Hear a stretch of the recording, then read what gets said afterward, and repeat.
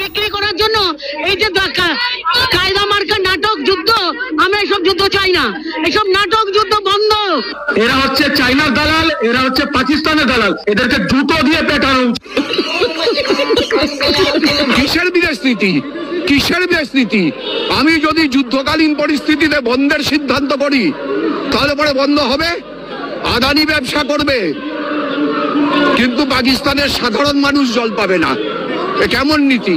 কিন্তু পাকিস্তানের সাধারণ মানুষ জল পাবে না। বলছি, পাকিস্তান থেকে যখন ভারতের ভেতরে এবার হামলা করা হবে, বিশেষ করে মিসাইল দিয়ে, তখন আপনারা খবরের পেপার নিয়ে ঠিক এইভাবে ধরে থাকবেন। দেখবেন মিসাইলগুলো আপনাদের পেপারকে দেখে রিটার্ন করে চলে গিয়ে পাকিস্তানের ঘরের ভিতরেই পড়বে। মিডিয়া কি বলতে চাইছে মানুষকে আর কি বোঝাতে চাইছে, দিনের পর দিন মানুষকে যা ভুল বুঝিয়েছে তার বিরুদ্ধে আমরা লড়তে নেমেছি। মিডিয়াকে বয়কট করতে হবে, বয়কট করতে হবে, মিডিয়াকে বয়কট করতে হবে, বয়কট করতে।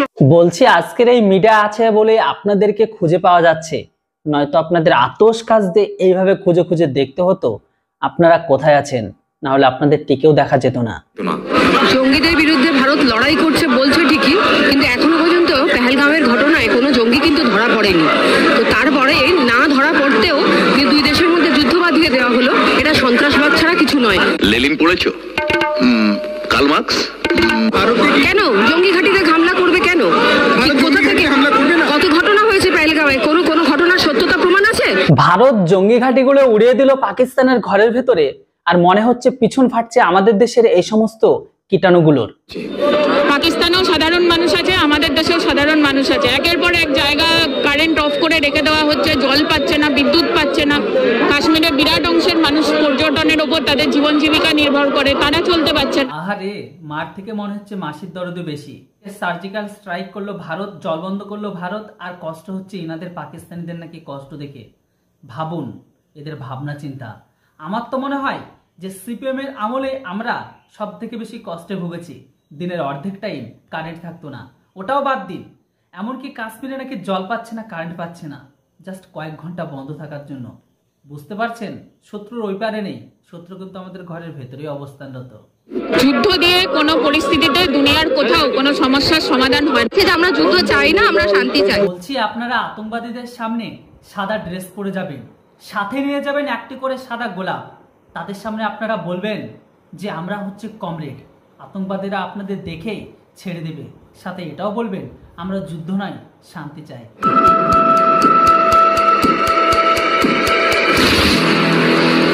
চীনের কাস্তে হাতুড়ি আর পাকিস্তানের তারা, চীনের কাস্তে হাতুড়ি আর পাকিস্তানের তারা। দেখে নাও আমাদের দেশের আসল শত্রু কারা। যুদ্ধাস্ত্র বিক্রি করার জন্য এই যে কায়দা মার্কা নাটক যুদ্ধ, আমরা এসব যুদ্ধ চাই না, এসব নাটক যুদ্ধ বন্ধ। ইন্ডিয়া পাকিস্তান যুদ্ধ নাকি নাটক, তাই এরা এই মুহূর্তে শান্তি চায়, তাই এরা রাস্তায় প্রোটেস্টে নেমে পড়েছে। এসব নাটক যুদ্ধ বন্ধ। আমার দেশের সেনার কাছে একটা ছোট্ট আবেদন, যখন পরবর্তী টাইমে এবার থেকে পাকিস্তানের ঘরের ভেতরে স্ট্রাইক বা মিসাইল হামলা করবেন, তার আগে থেকে এই সমস্ত কমরেডকে দু একটাকে নিয়ে যাবেন। অন্তত না পারলেও মিসাইলের সাথে বেঁধে ওই পারে পাঠিয়ে দেবেন। অন্তত তারা বুঝতে পারবে যে সেটা নাটক হচ্ছে না যুদ্ধ যুদ্ধ খেলা চলছে। কায়দা মার্কা নাটক যুদ্ধ, আমরা এসব যুদ্ধ চাই না। নেতাজি সুভাষচন্দ্র বোসের সময় যদি এরকম দু একটা মাল থাকতো, তাহলে তারা বলেই বসতো যে আমরা আজাদ হিন্দ ফৌজ চাই না, কেননা আমরা শান্তি চাই। আমরা যুদ্ধ চাই না, আমরা শান্তি চাই। ক্ষুদিরাম বোসের সময় যদি এরকম মানুষ থাকতো, তাহলে হয়তো তারা সেই টাইমে বলে বসতো যে আমরা ইংরেজদের গাড়িতে বোমা মারতে দেব না, কেননা আমরা যুদ্ধ নয়, শান্তি চাই। আমরা যুদ্ধ চাই না, আমরা শান্তি চাই। বিনয়, বাদল, দীনেশের সময় যদি এরা থাকতো, তাহলে বলতো যে রাইটার্স বিল্ডিং এ আমরা হামলা করতে দেব না, কেননা আমরা যুদ্ধ নয়, শান্তি চাই। মাস্টারদা, সূর্য সেনের সময় যদি এরা থাকতো, তাহলে বলতো আমরা চট্টগ্রাম অস্ত্রাগারকে লুণ্ঠন করতে দেব না, কারণ আমরা যুদ্ধ নয়, শান্তি চাই। যুদ্ধ দিয়ে কোনো পরিস্থিতিতে দুনিয়ার কোথাও কোনো সমস্যার সমাধান হয় না। একটা দেশ ভারতের ঘরের ভেতরে ঢুকে এমনকি ভারতকে বারবার আক্রমণ করছে, আমরা শুধুমাত্র চুপচাপ মুখ বুজে সহ্য করেছি। কিন্তু যখন এই সহ্য সীমা ভেঙে গিয়ে ভারত পাল্টা রিটেলিয়েশন করেছে, তখনই এই সমস্ত প্রাকপ্রেমী সিপিএম সমর্থকগুলো এরা রাস্তায় নেমে বলতে শুরু করেছে পাকিস্তানের সাধারণ লোক মারা যাচ্ছে, তাই আমরা যুদ্ধ নয়, শান্তি চায়। আমরা অন্যায়ের পক্ষে, আমরা অত্যাচারের পক্ষে। পাকিস্তানের গরিব মানুষের যেভাবে মারা হবে। তা বলছি ঠাকুমা, আগে এটা ঠিক করুন যে আপনি অন্যায়ের পক্ষে না প্রতিবাদের পক্ষে। যে আমাদের প্রতিবেশী রাষ্ট্র আমাদের সর্বদা ক্ষতি চায়, আমাদেরকে টুকরো করার স্বপ্ন দেখে, সেটা এরা চোখে দেখে না। কিন্তু যখন এরা বারবার ভারতের ভেতরে আক্রমণ করে, এর পাল্টা রেডিলেশন ভারত দিতে শুরু করে, তখন এই সমস্ত সিপিএম গুলো রাস্তায় নেমে বলতে শুরু করে যে আমরা যুদ্ধ নয়, শান্তি চাই। ভাবুন, এই পাকপ্রেমীগুলো আসলে এরা ভারতের, তো আমার তো মনে হয় এরা ভারতের কম, এরা পাকিস্তানেরই বেশি। সেই জন্য তো এরা দালালি করতে চলে এসেছে যে আমরা যুদ্ধ নয়, শান্তি চাই। আমরা অন্যায়ের পক্ষে, আমরা অত্যাচারের পক্ষে। ঠাকুমা, আপনার জোশ আর এই আন্দোলনকে দেখে মনে হচ্ছে আপনারা তো শত্রুদেরও পক্ষে আছেন। এরা হচ্ছে চাইনার দালাল, এরা হচ্ছে পাকিস্তানের। আর একটাও দেখে নিন সিপিএম কি পরিমাণ পাকিস্তানের হয়ে দালালি করছে। বর্তমান সময়ে পেহেলগ্রামে হামলার পরে ভারত পাকিস্তানের সাথে সিন্ধু জলচুক্তিকে বাতিল করে, আর এটাকে বন্ধ করায় পাকিস্তানের ঘরের ভেতরে চাষিরা সম্পূর্ণ খরা বা শুকে মারা যাচ্ছে। আর এটাকে নিয়ে সিপিএম রাস্তায় নেমে বলছে ভারতের প্রধানমন্ত্রী মানে নরেন্দ্র মোদী সিন্ধু জলচুক্তি বাতিল করে পাকিস্তানের কৃষকদের শুকিয়ে মারছে। ভাবুন এরা কি পরিমাণে সিপিএম গুলো পাকিস্তানের দালালি করছে। দেখুন ভিডিওটা। সিন্ধু জল চুক্তি সিন্ধু জল বন্ধ করে দিয়ে লক্ষ লক্ষ কৃষকের সর্বনাশ করেছে এবং সাধারণ মহিলারা তারা পর্যন্ত চিৎকার করছে, তারাও বিরোধিতা করছে সিন্ধু জল চুক্তি বাতিলের বিরুদ্ধে। বন্ধুরা, এই মুহূর্তে আপাতত ভারত পাকিস্তান যুদ্ধ সিজফায়ার রয়েছে, মানে স্টপ রয়েছে। কিন্তু এই সমস্ত সিপিএম গুলো রাস্তায় নেমে প্রোটেস্ট করছে পাকিস্তান কেন ভারতের জল পাচ্ছে না। ভাবুন এরা কারা তাহলে? এরা হচ্ছে চাইনার দালাল, এরা হচ্ছে পাকিস্তানের দালাল। সিন্ধু জল চুক্তি সিন্ধু জল বন্ধ করে দিয়ে লক্ষ লক্ষ কৃষকের সর্বনাশ করে। কাকু অন্য পয়েন্ট অ্যাঙ্গেল থেকে কিন্তু কথাটা ঠিকই বলেছে, কেননা ভারতের সিন্ধু জল চুক্তি বন্ধ করায় পাকিস্তানের ঘরের ভেতরে লক্ষ লক্ষ চাষি তারা শুকিয়ে মরছে। তবে এই কথাটা ভারতের না বলে পাকিস্তান কিংবা বাংলাদেশে গিয়ে বলা উচিত, কেননা পাকিস্তান যে ভাষাতে বোঝে সেই ভাষাতেই বুঝিয়েছে ভারতের তরফ থেকে তাদেরকে। তবে শুনেছি এই সমস্ত কমরেডরা মানে সিপিএম এর কমরেডরা তারা নাকি প্রশ্নের উত্তর দেওয়াতে ভয় পায় না। দেখুন ভারতের সাংবাদিকরা যখন তাকে প্রশ্ন করে তারা সেই সাংবাদিককে গদি মিডিয়া, দালাল মিডিয়া বলে তারা চালিয়ে দিচ্ছে সেই প্রশ্নের উত্তরকে বাইপাস করে দিয়ে। দেখুন ভিডিওটা। আপনারা কি চান? আপনি কার দালাল?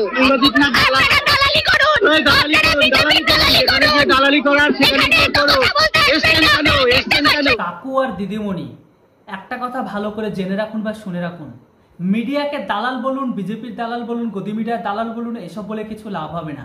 একটা কথা মাথায় ঢুকে রাখুন, এই দালালগুলো ছিল বলে আমরা জানতে পাচ্ছি যে পাকিস্তানের ঘরের ভেতরে কিভাবে ভারতের জল চুক্তি বন্ধ করাতে কৃষকরা না খেতে পেয়ে মরছে।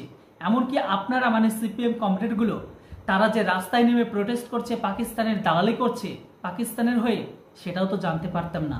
তাই মিডিয়াকে দালালি বলে কোনো লাভ নেই।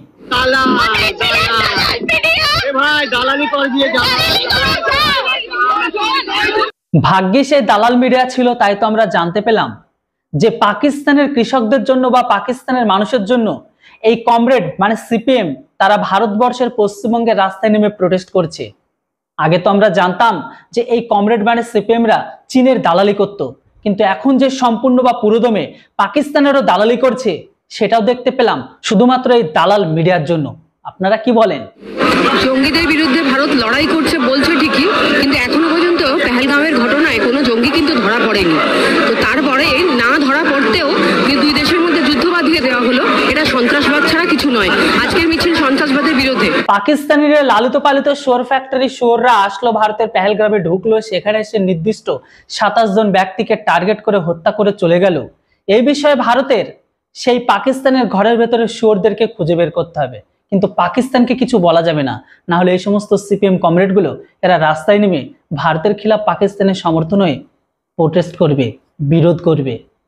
ভারত যুদ্ধ করেনি। ভারত যখন জঙ্গি ঘাঁটিতে হামলা করলো, ভারতে কেন জঙ্গি ঘাঁটিতে হামলা করবে? কেন? কোথা থেকে হামলা করবে না? কত ঘটনা হয়েছে পেহেলগাঁওয়ে, কোনো ঘটনার সত্যতা প্রমাণ আছে? পাকিস্তানের ঘরের ভেতরে শুয়োর ফ্যাক্টরির উৎপত্তি স্থলগুলোকে কেন ভাঙা হলো সেটার কৈফিয়ত সিপিএম এর কমরেডদের দিতে হবে, মানে এই সমস্ত ব্যক্তিগুলোকে দিতে হবে। বুঝতে পারছেন? নেহাত উনি মেয়ে, তাই ওনাকে মানে কি বলবো, বলতেও খারাপ লাগছে।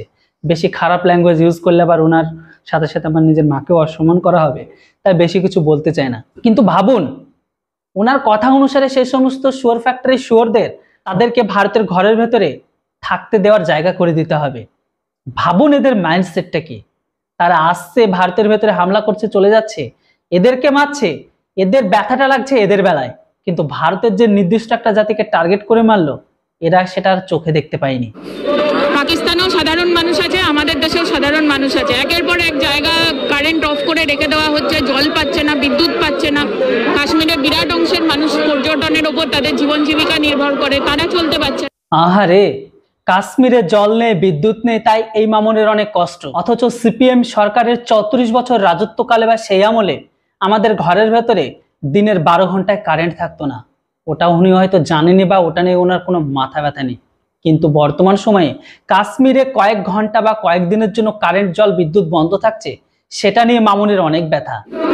প্রাক্তন সেনাপ্রধান প্রত্যেকে বলছেন যুদ্ধ মানে কতটা ক্ষয়ক্ষতি, আর এরা সোশ্যাল মিডিয়ায় যুদ্ধ খেলা করতে চান। আহারে, এই প্রথম বিরোধিতাটা সোশ্যাল মিডিয়ায় তো আপনারা শুরু করেন। পেহেলগ্রাম হত্যার 12 দিন পর্যন্ত সোশ্যাল মিডিয়ায় আপনারাই লিখেছিলেন যে নরেন্দ্র মোদীর 56 ইঞ্চি ছাতি মানে বুক কোথায় গেল, পেহেলগ্রাম হত্যার বদলা কেন নিচ্ছে না। কিন্তু যখনই ভারতের রিটালিয়েশন শুরু হয়ে গেল, তখনই আপনারা পাকিস্তানের হয়ে সাফাই গাইতে শুরু করে দিয়েছেন। ভারত জল না দিয়ে পাকিস্তানের কৃষকদের মেরে দিচ্ছে, ভারত হামলা করছে, সেই সমস্ত শুয়োরগুলোকে মারছে, সেখানে কেন মারছে, তাদেরকে কেন মারা হচ্ছে। আপনারা বর্তমান সময়ে যে জায়গায় আছেন সেই জায়গা থেকে সেটাও হারিয়ে যাবেন। আপনারা কিভাবে ভোটার জায়গা থেকে গায়েব হয়ে গেছেন সেটা আপনারা নিজেরাও বুঝতে পারেননি। হয়তো এটা নিয়েও আপনারা কোনো একদিন রাস্তায় নেমে প্রোটেস্ট করবে যে মানুষ কেন আমাদের ভালোবাসে না, মানুষ কেন আমাদের ভোট দেয় না। কি করবেন তো এটাও? বর্তমান সময়ে যেভাবে আপনারা পাকিস্তান আর চীনের সমর্থন করছেন, মানে বর্তমান সময়ে যেভাবে আপনারা পাকিস্তান প্রেমী, চীন প্রেমী হয়ে উঠেছেন, হয়তো আপনারা এটার জন্য কবে প্রোটেস্ট করতে বাধ্য হবেন যে ভারতের মানুষজন কেন সিপিএমকে আর ভোট দিচ্ছে না। যাই বন্ধুরা, ভিডিওটা এতদূর দেখে আপনারা বুঝে গেছেন ভারতের আসল শত্রু বর্ডারের ওই পারে নয়, বর্ডারের ওই পারে নয়, বরং আমাদের ঘরের ভেতরে অবস্থিত, যেটা আপনারা দেখতেই পাচ্ছেন। যাই হোক, এর উপর আপনাদের কি মতামত সেটা অবশ্যই কমেন্ট বক্সে লিখে যান। আবারও কথা হবে, দেখা হবে নতুন একটি ভিডিওতে। ততক্ষণ আপনারা সবাই ভালো থাকবেন, সুস্থ থাকবেন। আর হ্যাঁ, আবারও রিকোয়েস্ট করছি, প্লিজ ভিডিওকে লাইক করবেন আর চ্যানেলটিতে নতুন হলে সাপোর্ট